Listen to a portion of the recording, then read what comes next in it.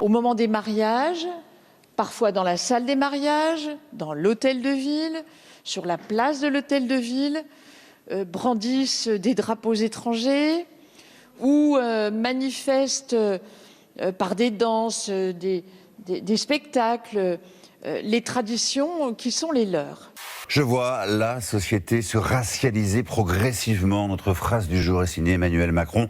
Dans une longue interview accordée à nos confrères du journal Elle, il se dit inquiet de la logique intersectionnelle qui fracture tout et renvoie chacun à son identité. Ça suscite énormément d'émoi dans la population. Ça insupporte les gens. Cette manœuvre, évidemment, qui est destinée, d'une part, à inventer un clivage qui n'existe pas, et de l'autre côté, à nous embrouiller tous dans des explications dont je conviens qu'elles ne sont pas très faciles à suivre, c'est quelque chose qui, de sa part, exprime une forme de cynisme, le pire de l'électoralisme. Je suis totalement d'accord avec cette députée LR. Je pense qu'au moins dans l'espace municipal, on est tenu à une forme de neutralité. On n'est pas chez soi. Donc on n'arrive pas avec son folklore, et en tout cas pas avec ses drapeaux.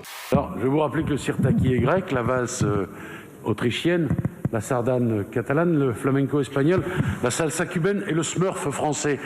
Moi, madame la députée, quand je vois des gens danser, ça me rend heureux. Il se fout du monde. On parle pas de ça. On parle des gens qui arrivent avec des drapeaux du Maghreb dans les mairies, qui font des you-you, qui choquent tout le monde et à qui je vais dire, moi, personnellement, alors dire, ou vous me rangez ça, tout ça, ou je vous marie pas. C'est la République, c'est ma mairie et on respecte les règles. Pour nous, c'est Anne Hidalgo, le nom de la tribune publiée dans la presse quotidienne régionale. Elle est signée par plus de 200 élus. Elle vise à promouvoir la candidature de la maire de Paris à la présidentielle.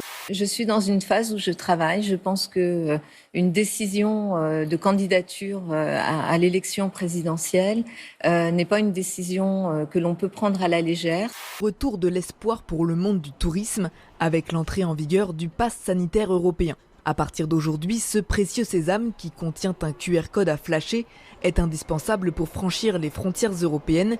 Il faut poser la question d'une obligation vaccinale, en particulier, nous disons, sur les classes d'âge intermédiaires, parce que nous constatons dans les données qui nous ont été transmises et que nous publions. Est-ce que ça pourrait, cette obligation, intervenir plus tôt ? Oui, je pense que sur le calendrier, il n'y a absolument rien de figé. Et je pense que tout est possible.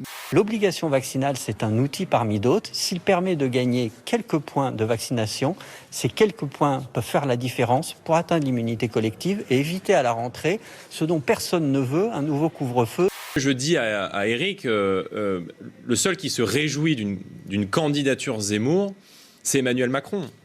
Parce que ça va venir diviser le camp national. Je lui dis, fais attention. Fais attention, c'est peut-être une énorme connerie pour toi. Vous l'avez eu au téléphone ? Ce sont bien des éléphants qui se baignent dans cette piscine du zoo de Portland. La scène est un symbole d'une nature qui tente par tous les moyens de survivre sous la chaleur accablante. La canicule a entraîné depuis vendredi dernier près de 500 morts subites en Colombie-Britannique, des hospitalisations en hausse et une multiplication des feux de forêt. Bill Cosby, 83 ans, a été libéré après 2 ans de prison. Il avait été condamné en septembre 2018 pour agression sexuelle.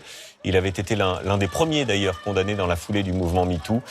Sa peine a en fait été annulée pour une question de procédure. Partout, une épaisse fumée. L'atmosphère est suffocante et le feu avance très rapidement.